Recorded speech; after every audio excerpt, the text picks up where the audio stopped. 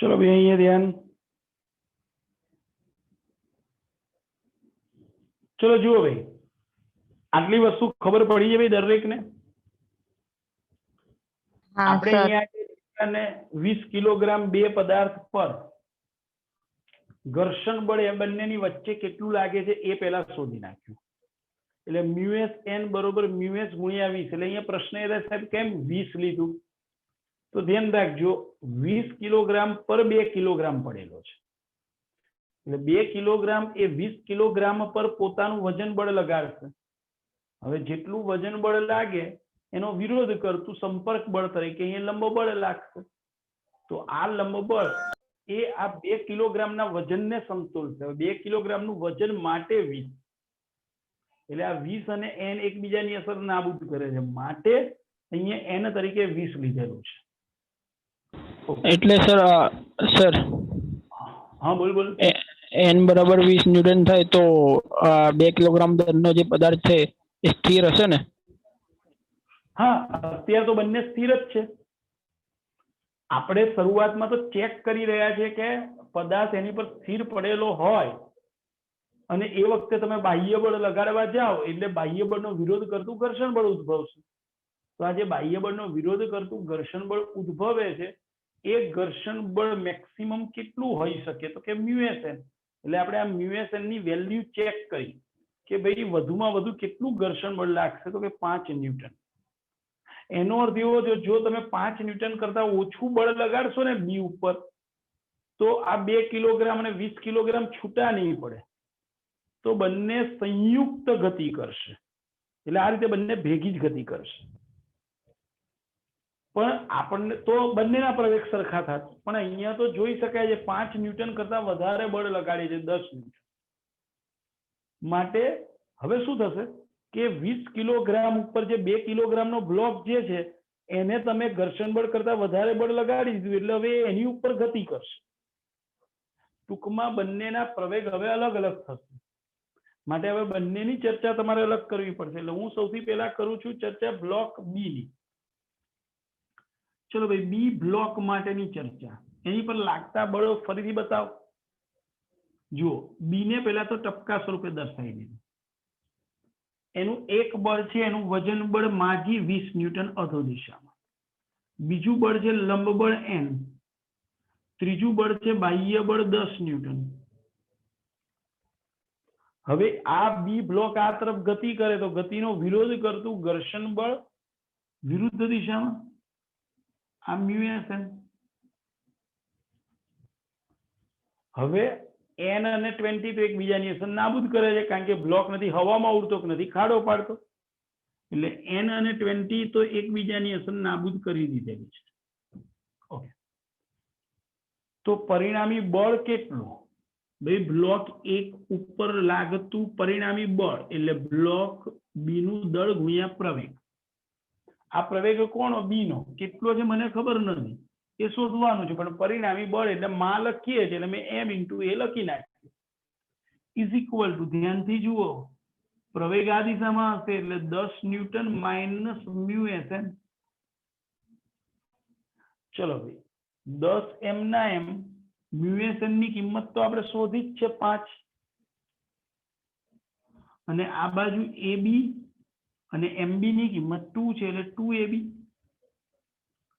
તો પ્રવેગ મળી ગયો જુઓ ab બરોબર 5/2 એટલે કે 2.5 મીટર પર સેકન્ડ સ્ક્વેર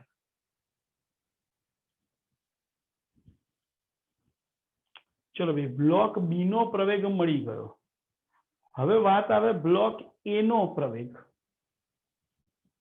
ચલો તો એ બ્લોક ઉપર કયા કયા બળ લાગે એનો વિચાર કરીએ છીએ ચલો એ પર લાગતા બળો અહીંયા દર્શાવું છું એટલે અહીંયા સ્પષ્ટતા કરું તો જો એને ડોટ સ્વરૂપે પહેલા દર્શાવી દીધો ચલો એનું વજન બળ તો 200 ન્યૂટન કેમ કારણ કે એનું દળ છે 20 કિલોગ્રામ એટલે ગુણ્યા g એટલે 200 ન્યૂટન એનું લંબ બળ n1 ઓકે હવે એની પર બાહ્ય બળ તો લાગ્યું જ નથી જુઓ પણ ન્યૂટનના ગતિના ત્રીજા નિયમ પ્રમાણે આ 10 ન્યૂટન બળ જ્યારે લગાવ્યું ત્યારે બી ઉપર ઘર્ષણ બળ આ તરફ લાગ્યું ડાબી બાજુ, તો ન્યૂટનના ગતિના ત્રીજા નિયમ પ્રમાણે 20 કિલોગ્રામ એટલે કે બ્લોક એ ઉપર જમણી બાજુ ઘર્ષણ બળ લાગવું જોઈએ Fs. 2 અને 20 કિલોગ્રામ એટલે કે બી અને એ બ્લોક વચ્ચે ઘર્ષણ બળ લાગે છે. તો સ્પષ્ટ છે કે બી ઉપર લાગતું ઘર્ષણ બળ ડાબી બાજુ છે, તો એ ઉપર લાગતું ઘર્ષણ બળ જમણી બાજુ હશે. કેમ? તો કે ન્યૂટનના ગતિનો ત્રીજો નિયમ. ઓકે, આ સિવાય તો કોઈ બળ છે નહીં. N1 અને 200 તો એકબીજાની અસર નાબૂદ કરશે, કારણ કે નથી હવામાં જતો, નથી ખાડો પાડતો. તો રહ્યું શું? તો કે Fs એટલે કે બ્લોક એ ઉપર લાગતું પરિણામી બળ જ Fs થઈ ગયું. માટે બ્લોક એ પર લાગતું પરિણામી બળ ઇઝ ઇક્વલ ટુ Fs. હવે પરિણામી બળ એટલે માસ, માટે પ્રવેગ બરોબર Fs બાય ma. ચલો ભાઈ Fs, તો Fs ની કિંમત આપણને ખબર છે 5 ન્યૂટન, અને ma, તો ma ની કિંમત આપણને ખબર છે 20. ભાઈ 5 ભાગ્યા 2 2.5 ભાગ્યા 10 એટલે કે 0.25, અર્થાત આન્સર થશે 0.25 મીટર પર સેકન્ડ સ્ક્વેર. તો જુઓ, બ્લોક એ નો પ્રવેગ 2.5 મીટર પર સેકન્ડ સ્ક્વેર અને બ્લોક એ નો પ્રવેગ 0.25 મીટર પર સેકન્ડ સ્ક્વેર. બોલો ભાઈ, ક્લિયર છો? ખ્યાલ આવ્યો છે ભાઈ દરેકને? સર ફરીથી સમજાવી દો ને. જુઓ પેલા, સૌથી પહેલી વસ્તુ તો મેં શું વિચારી કે એ અને બી વચ્ચે ઘર્ષણ બળ કેટલું લાગે, એટલે મ્યુએસએન સૂત્ર મૂકી દીધું. એન ની કિંમત આ 2 કિલોગ્રામના વજન જેટલું, કારણ કે એન અને 20 ન્યૂટન એકબીજાની અસર નાબૂદ કરશે, એટલે એન ની જગ્યાએ મેં 20 મૂકી દીધું, તો મળ્યું 5 ન્યૂટન.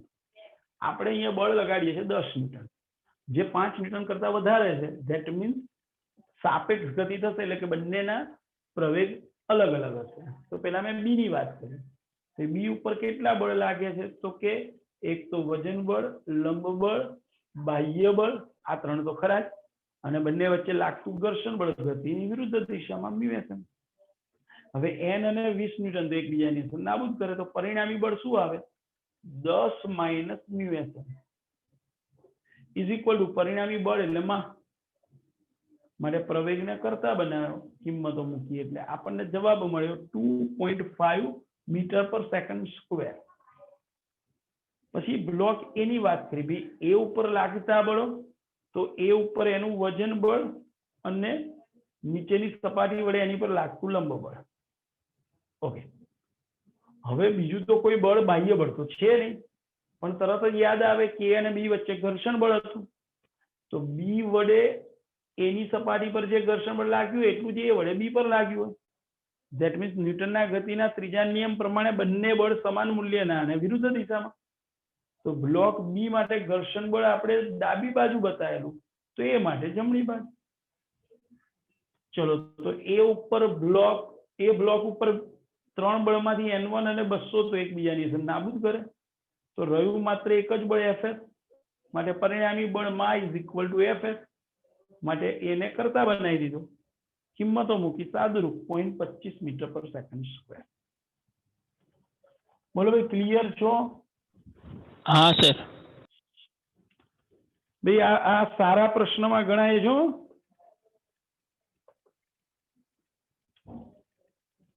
ચલો ભાઈ, આ સિવાય હવે કોઈને કોઈ પ્રશ્નમાં ન ખબર પડી એવું કઈ? આપેલા 68 પ્રશ્નમાંથી કોઈને ના ખબર પડ્યું હોય એવું કોઈ પ્રશ્ન?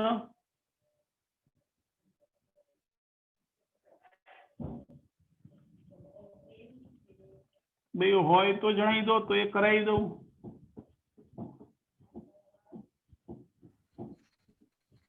સર 51 અને 47 ફરીથી બેન, question માં 51 અને 51 ને હા અને 47. ઓકે, ચલો ભાઈ 47 અને 51. ચલો ભાઈ પેલા 47 જોઈએ. ચલો 47 હલકી ઘર્ષણ રહિત પુલી પર રહેલી દોરીના બંને છેડે. એને આ તો સિમ્પલ સૂત્ર છે ને. આ તો આ પુલી એની પરથી આ બે બ્લોક લટકાવેલા હોય, એક M1 અને એક M2. તો આ તો પ્રવેગનું સૂત્ર જ આપણને મેં તમને સાબિત કરીને આપેલું. મોટું દળમાંથી નાનું દળ બાદ કરવાનું અને નીચે બંનેનો સરવાળો ગુણ્યા G.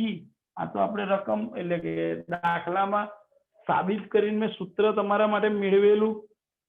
ચલો તો એક 5 છે ને એક 4.8 છે, એટલે મોટું દળ અહીંયા 5 છે. તો 5 - 4.8 ભાગ્યા 5 વત્તા 4.8 એટલે 9.8 ગુણ્યા G ની કિંમત 9.8. 9.8 9.8 ઉડી ગયા. તો 5 - 4.8 that means 0.2. આ જવાબ થઈ ગયો 0.2 મીટર પર સેકન્ડ સ્ક્વેર. ક્લિયર? એ વખતે મેં થિયરી વખતે એટલે કે દાખલો ચલાવ્યો ત્યારે કીધેલું આને સૂત્ર તરીકે યાદ રાખવાનું છે. ઓકે 47 પછી તે 51 કીધું ને બેન? હા સર. ઓકે 51 3 કિલોગ્રામની એક વસ્તુ સ્થિર સ્થિતિમાં છે, તેના ઉપર સમય સાથે બદલાતું બળ. ચલો ભાઈ દળ આપી દીધેલું છે 3 કિલોગ્રામ. તેની પર લાગતું બળનું સૂત્ર આપ્યું છે 60² I + 2Tj. 60² I + 2Tj newton, જ્યાં T સમય છે. એનો અર્થ એવો છે કે બળ સમય સાથે બદલાય છે. ધ્યાન રાખજો, જ્યારે બળ સમય સાથે બદલાતું હોય તો તેવા બળને ચલ બળ કહેવાય. એવા બળને આપણે શું કહીએ? ચલ બળ. તો પ્રશ્ન એવો છે કે 3 સેકન્ડના સમયે તેનો વેગ કેટલો હશે? T બરોબર 3 સેકન્ડે એનો વેગ કેટલો? ચલો ભાઈ આપણી જોડે સૂત્ર છે F બરોબર માં, એટલે એની પરથી તમને પ્રવેગ મળશે A = F/m. ચલો F છે 60² / m એટલે 3. ઓકે A એટલે dv/dt is equal to 60² I + 2Tj / 3. હવે મારે શોધવાનો છે વેગ, એટલે હું એક કામ કરીશ, વેગ વાળા પદ એક બાજુ લઈ જાઉં, બીજું બધું બીજી તરફ. તો અહીંયા સમય છેદમાં dt છે ને આ તરફ લઈ જાવ તો dv બરોબર 60² I + 2Tj / 3 * dt. ચલો હવે મારે વેગ મેળવવો છે એટલે મારે આનું સંકલન લેવું પડશે. એટલે બંને બાજુ સંકલન લેતા ચલો integration dv is equal to 60² I + 2Tj નું સંકલન dt અને 1/3 અચળ છે એટલે એને બહાર લખીએ. હવે લિમિટ લખીએ તો અહીંયા ચલપદ t છે, એટલે જ્યાં આગળ t છે ચલપદ ત્યાં t ની લિમિટ લખવાની. તો કે શરૂઆતમાં t બરોબર 0 થી આપણે 3 સેકન્ડે તમને માંગ્યો છે ને વેગ, એટલે t બરોબર 3 સેકન્ડ 0 થી 3. ચલો હવે વેગની લિમિટ લખીએ. અહીંયા ચલપદ v છે એટલે વેગની લિમિટ. તો જ્યારે સમય 0 છે ત્યારે વેગ 0 છે. કેમ? તો આપણને રકમમાં કીધેલું છે કે ભાઈ શરૂઆતમાં પદાર્થ સ્થિર છે.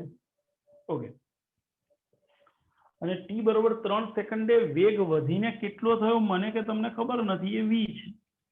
ઓકે ચલો ભાઈ લિમિટ લખાઈ ગઈ. તો હવે ઇન્ટિગ્રેશન dv એટલે v, લિમિટ 0 થી v is equal to 1/3 as it is. ચલો ભાઈ 60 સ્ક્વેર નું સંકલન શું થશે ભાઈ? સંકલન 60 cube by 3 i cap plus 2t નું સંકલન 2t square by 2 j cap limit 0 થી 3. ચલો ભાઈ લિમિટ લખાઈ ગઈ. હવે લિમિટ મૂકી દઈએ તો જુઓ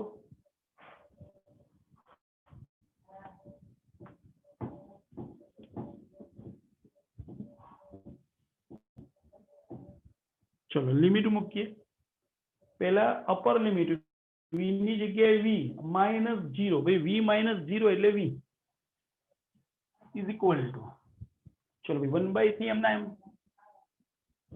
જો ભાઈ આ 6t ક્યુબ બાય 3 છે એટલે 2t ક્યુબ થયું. i કેપ એમના એમ હજી એમાં લિમિટ મૂકતો નથી. પછી આ 2 કેન્સલ એટલે t square j cap limit 0 થી 3. ચલો હવે લિમિટ મૂકી દઈએ. 1/3 એમના એમ 2. ચલો t ક્યુબ t ની જગ્યાએ 3. 3 નો ક્યુબ એટલે 27 i કેપ પ્લસ ચલો t ની જગ્યાએ 3. 3 નો વર્ગ 9 j કેપ પછી માઇનસ. હવે લોઅર લિમિટ મૂકીશું. ચલો t ની જગ્યાએ 0 તો 0 નો ક્યુબ 0. 0 ગુણ્યા 2 એટલે 0 તો 0 પછી t સ્ક્વેર માં t ની જગ્યાએ 0. 0 નો વર્ગ 0 એટલે લખવાની જરૂર જ ના રહી. તો શું થયું જુઓ 27 દુ 54 i cap plus 9 j cap ભાગ્યા 3. બંનેના 3 જુદા પાડી દીધા. ભાઈ 18 તરી 54 એટલે 18 અને આ 3 તરી 9 માટે 18 i કેપ વત્તા 3 j કેપ. આ t બરોબર 3 સેકન્ડ ને અંતે વેગ મળ્યો કહેવાય. t બરોબર 3 સેકન્ડ ને અંતેનો વેગ શું થયો? 18i પ્લસ 3j મીટર પર સેકન્ડ. હવે અહીંયા ભૂલ ક્યાં થાય એ તમને કહી દઉં. સૌથી મોટી ભૂલ શું થશે ખબર છે? v બરોબર v0 પ્લસ at સૂત્ર ના વપરાય.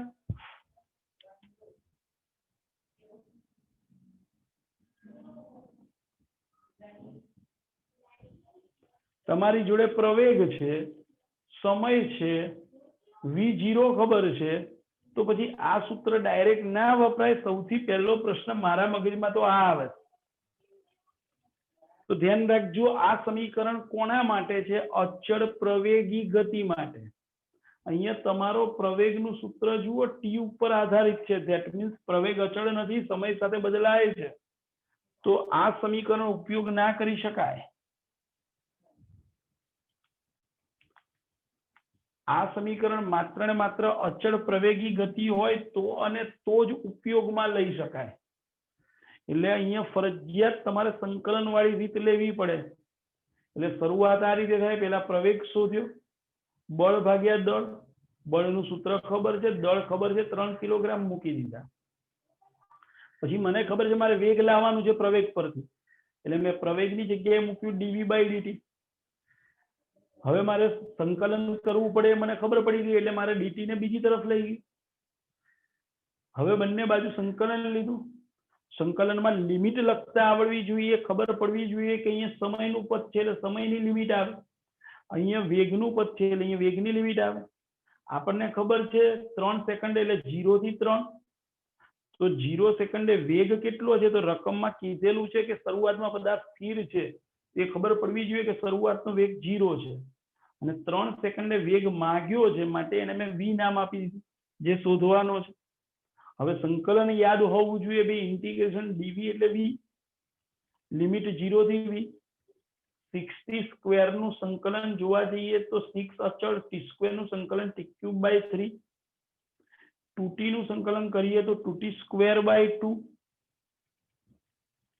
સાદુરૂપ આપી દીધું મેં, અને સાદુરૂપ આપ્યા પછી લિમિટ મૂકતા આવડવી જોઈએ.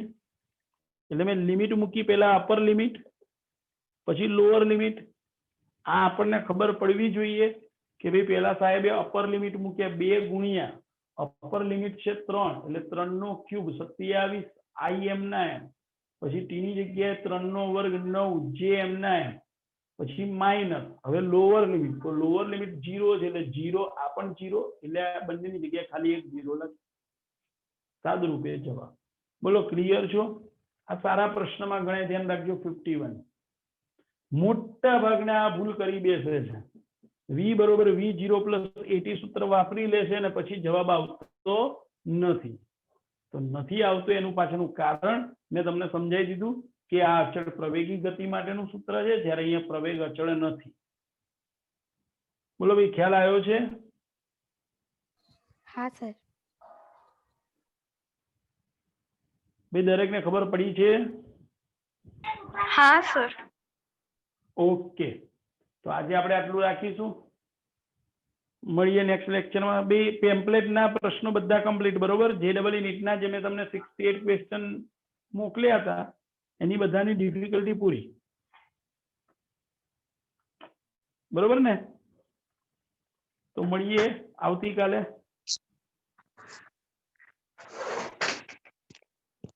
આમાંથી તને કયા સ્વેટર નથી થતા? માં ક્યાં બધા